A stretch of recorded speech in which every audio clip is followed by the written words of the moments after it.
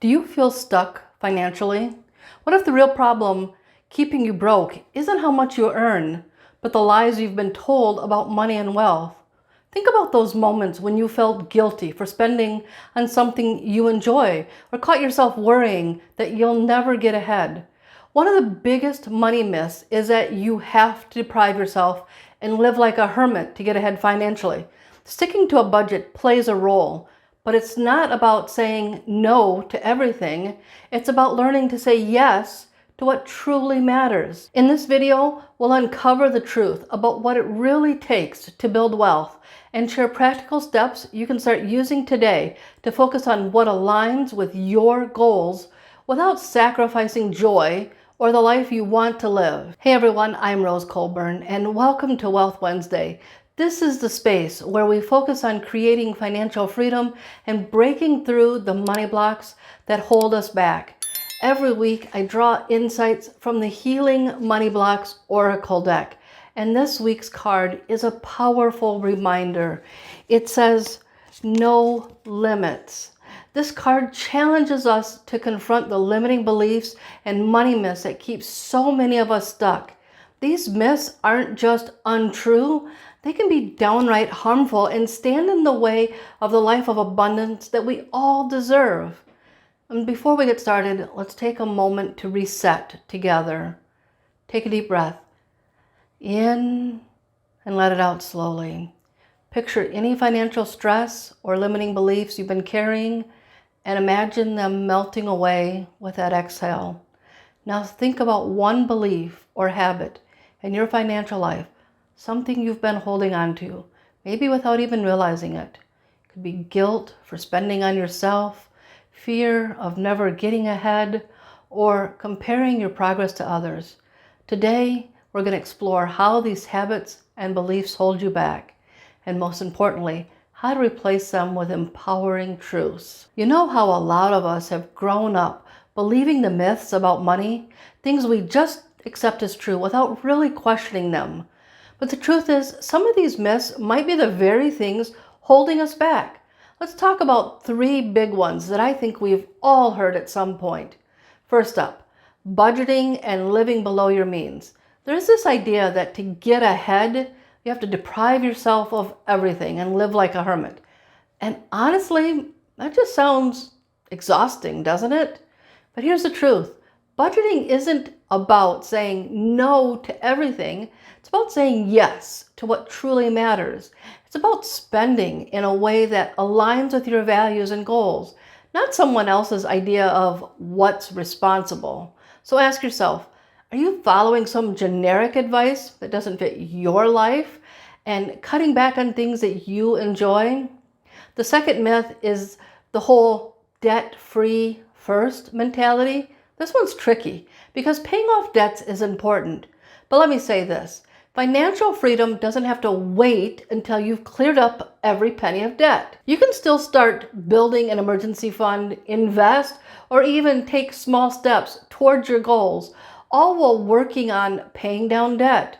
It's about balance, not perfection. And honestly, when you give yourself permission to make some progress, even while carrying some debt, it's so empowering. And finally, let's tackle the whole idea that talking about money is taboo. This one is huge. So many of us feel like we can't talk about money because it's too personal, too embarrassing, or we're just afraid of being judged. But here's the thing. Talking about money can be so healthy, whether it's with trusted family or friends, or even a professional like a money coach or a counselor. Having those conversations can open doors to new perspectives and solutions. And look, if talking to family or friends feels uncomfortable, that's okay too. That's why my coaching program is all about, and why I'm creating a group coaching environment to give people a safe container with a group of people who understand and listen and actually help guide you without any judgment. So those are the three big money myths that I think we need to let go of.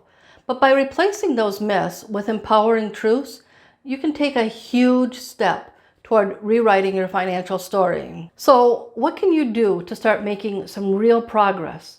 Well, let's confront this idea that you need to go it alone or wait until you're free of debt completely to start making any progress.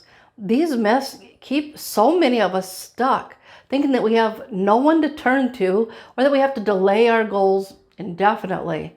But the truth is, progress starts when we stop isolating ourselves and take one small, empowering step. I remember as a small child never having conversations with my dad about money.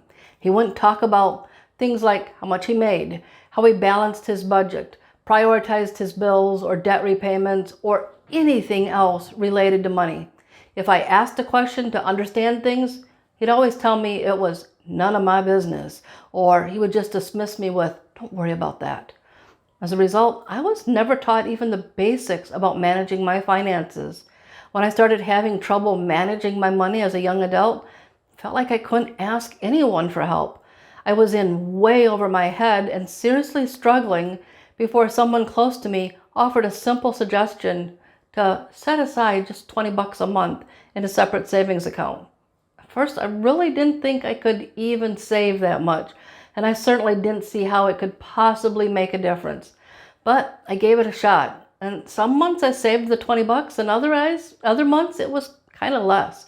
But over time, that simple step helped me create a foundation for my financial future, and it gave me the confidence to deal with my own debt without sacrificing everything I enjoyed. So let's talk about what you can do to overcome the limiting beliefs that stem from all the money myths that we've absorbed over the years. But first, if you're still watching this video, you're going to want to stick around because in the next part, we're exploring how to overcome the obstacles you might face when tackling these challenges.